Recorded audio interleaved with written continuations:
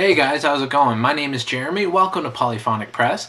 It's been a while. It's been about a month since I posted a video, but that's going to change.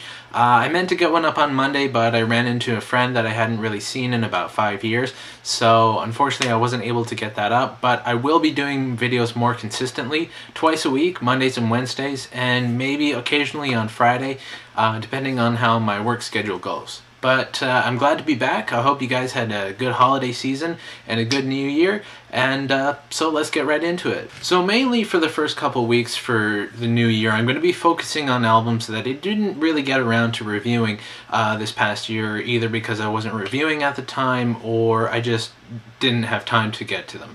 So I'm going to be doing a couple albums that came out that last year, and I just never really had a chance to get my teeth sunk into them. So the first album I wanted to do was the debut and self-titled album from SuperHeavy. Now if you don't know, SuperHeavy are a supergroup consisting of Dave Stewart from the Eurythmics, Mick Jagger from the Rolling Stones, Joss Stone, and Damian Marley and A.R. Rahman. On paper, these guys really are very different musically, but when they all come together, they somehow work. And their debut album was released in September. Now this album starts off with the song SuperHeavy, and it really blends the genres seamlessly, and you can hear all the influences coming from all the different members all at once. You have the rock guitars played by Dave Stewart, along with the reggae feel, and just these bluesy, soulful vocals trading off of each other from Joss Stone and Mick Jagger. Now the first single from this album is a song called Miracle Worker, and it's really good representation of this band if this is your first impression of them.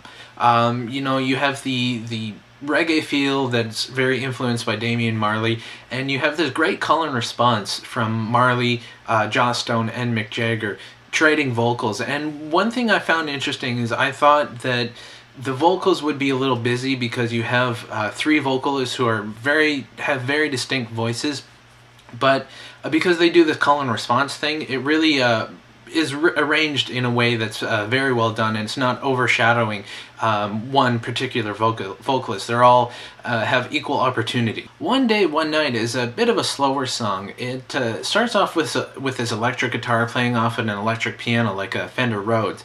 And it kind of reminded me of Tom Waits, albeit a little more streamlined, a little more polished, but the influence is definitely still there, and it sort of builds into this crescendo where it just sort of, it starts off slow and it's slowly building until it just finally climaxes into the main point of the song.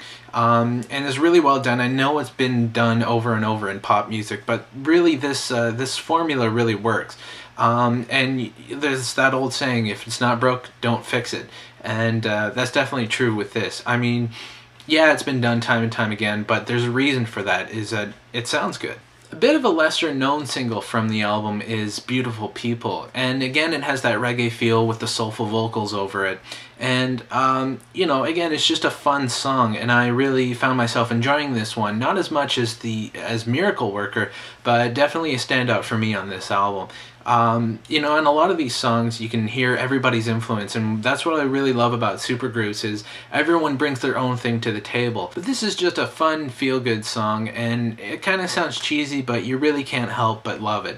And yeah, it was definitely a standout for me. I Don't Mind starts off with this little synth playing a melody, and it has a really nice string section underneath it, which sort of carries out throughout the whole song. And it was really well placed on the album too, and that's one thing I noticed too, is the songs are arranged in an order that you can tell that they put a little bit of thought into it. They didn't just sort of stick them all together. There is a continuity to it. The album closes with a song called World Keeps Turning, and it's a bit of more of like a standard pop ballad. To be honest, I thought this was the weakest song on the album, and I think the album would have been stronger if they had left it off and just sort of reduced the album to 11 tracks instead of the 12. But other than that, I think this was a pretty strong album. Production-wise, this album is pretty slick, but it's not done in a way that's cheesy or overproduced, and it's pretty typical of Dave Stewart's production style. You can tell that he really takes more time and care to get the proper sounds rather than just placing the microphones and going.